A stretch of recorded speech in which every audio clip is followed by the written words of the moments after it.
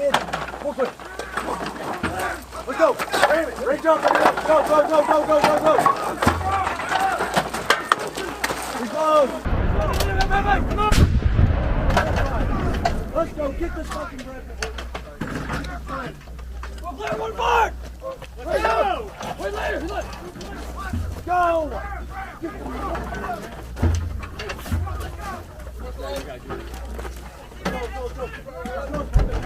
No special instructions. Lake Eland, no warning message. Stand by! What? Fire! Let's go! HCPD verify! Verify! Full clear. Roger! Mission around! Ram! Ready to draw. Drill, we need to move now. Let's go, let's go! I say red, it's clear! Drill! We just want the line! I'm in short right! Lake Eland, no warning message. Stand by! What? No warning messages. Stay by. Let's go. Fire.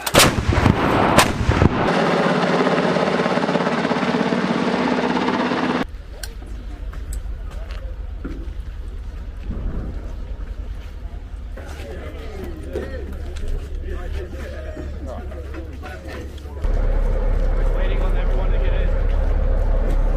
He has the pictures. Yeah, I just need your person and I'll say.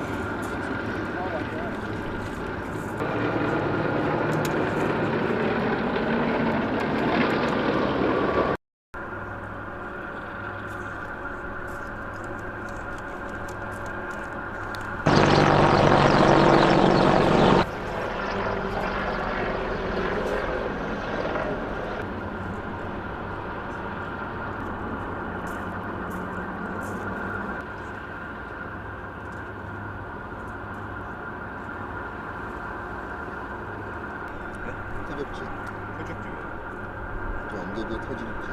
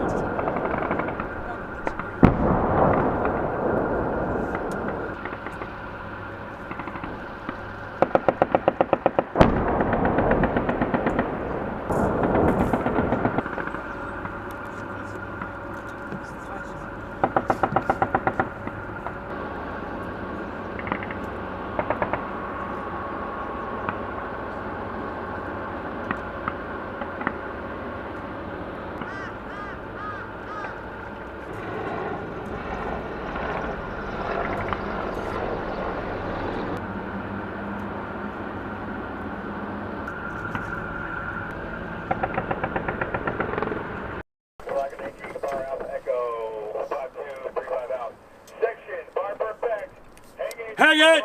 Fire! Let's go! Let's go! Fire! Fire!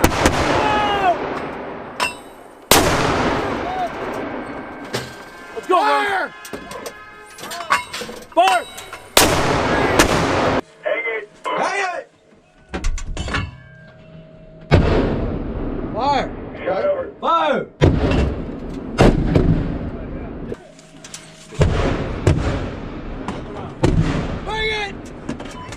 Fire! Hang it!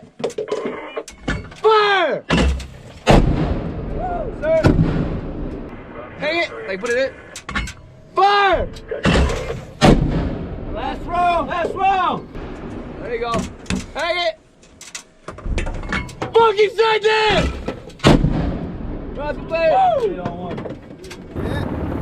이번 연합훈련을 통해 한미 부대는 상호 작전 수행 과정에 대한 이해를 높였고 협조 절차를 수달하였습니다. 이로써 우리 맹호 부대는 연합작전을 통해 더 강력한 화력과 더 빠른 기동으로 반드시 싸워 이기는 결전태세를 더욱 확고히 하겠습니다. Okay, so I really see that as a couple questions. And I will tell you, nothing motivates a U.S. soldier to be all they can be more than sleeping 10 miles from an adversary. And when that adversary is firing ballistic missiles, it provides an incredible focus to this training. And that's what you have here right now. Motivated soldiers conducting focused training. This focused training is really what we expect to do in time of conflict. Defeat the enemy and secure weapons of mass destruction from further proliferation. Questions? It is as realistic as we can make it in that our purpose during times of conflict is to defeat the enemy and secure weapons of mass destruction from further proliferation. And we've incorporated that into this scenario all the way up to the CTL sites where we normally have to secure, which is the location where weapons of mass destruction we expect to find. Well, everything we're doing right now is defensive in nature. We are not being offensive, we're being defensive in nature. And as I mentioned earlier, it is strictly a training event. We do it twice a year and we're going to continue to do it. And it's what we expect to do in conflict, and to be good at it, which I think everybody in South Korea or in the world wants us to be good at it, we have to train at it. So I will say that this exercise we're doing right here validates a lot of how we are building readiness. This is the largest training event we've had in 6 years in this area for 2nd Infantry Division. And the issues we've come across, as we've worked through, logistics, interoperability, nothing of it has to do with our readiness. So this is the first time we've done training with a Stryker brigade. 2-2 Stryker from Joint Base Lewis McChord has joined us. And it is a much more efficient platform for what we expect to do at times of conflict. We've incorporated it into the training for the first time, and it's performed magnificently. It is everything we've expected to do and better. Its efficiency, its ability to maneuver, ability to get closer to the adversary in training environment has exceeded what we expected it to do. So we talked earlier, this is the largest training event we've done in 6 years. And how that changes is it validates the U.S. Army's military concept of multi-domain operations. We brought that in, and we've used both non-lethal and our lethal, whether it's the A-10s, the H-64s, the long-range precision fires, down to the Stryker and mortars. We brought them all together with non-lethal, and we've been able to provide more than one dilemma to our adversary. And that's different than what we did before at the individual company, battery, or troop level where they are training individually through these lanes. It's bringing all of them together. This scenario is as realistic as we can make it, and it is what we expect to do during time of conflict. That is defeat the enemy and secure sites which we believe have nuclear, biological, or chemical weapons and prevent further proliferation. This is the first time a Stryker brigade has been on the peninsula. A U.S. Stryker brigade has been on the peninsula. They've replaced the Armor Brigade, which left here about 6 months ago. I think it's the realization that the Stryker is a platform, is more efficient and more tailored to what we expect to do here. The restricted terrain, the road network, the Stryker being a wheeled vehicle just performs better and more efficient than the Armor Brigade Combat Team. The Armor Brigade Combat Team was great, but the Stryker Brigade is more tailored to what we expect to do here. So I can't talk about years back, but I can just say right now, this is what we expect to do in time of conflict. So are we focused on CBRN? The answer is yes. We are focused on CBRN for this exercise right here, and for the last 14 days, defeating the enemy and securing sites from further proliferation.